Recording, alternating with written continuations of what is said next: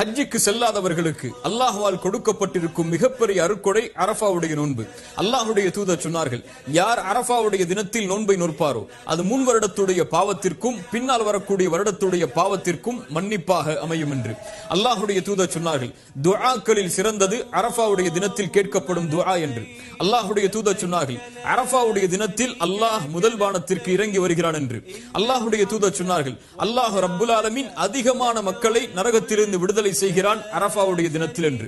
லைலத்துல் கத்ருடைய இரவு ரமதானுடைய மாதத்தில் கடைசி 10 இரவுகளில் எப்போதென்று எமக்கு தெரியாது. ஆனால் அதை தேடி எம்மில் பலர் அமல் செய்தோம். ஆனால் துல்ஹஜ் மாதத்துடைய முதல் 10 நாட்களில் அரஃபாவுடைய தினம் எப்போதென்று எமக்கு தெரியும். சிந்தனை உள்ளவர்கள், அல்லாஹ்வுடைய அன்பை விரும்புபவர்கள், அல்லாஹ்வுடைய அருளை எதிர்பார்ப்பவர்கள் இந்த நாளை பயன்படுத்துவார்கள்.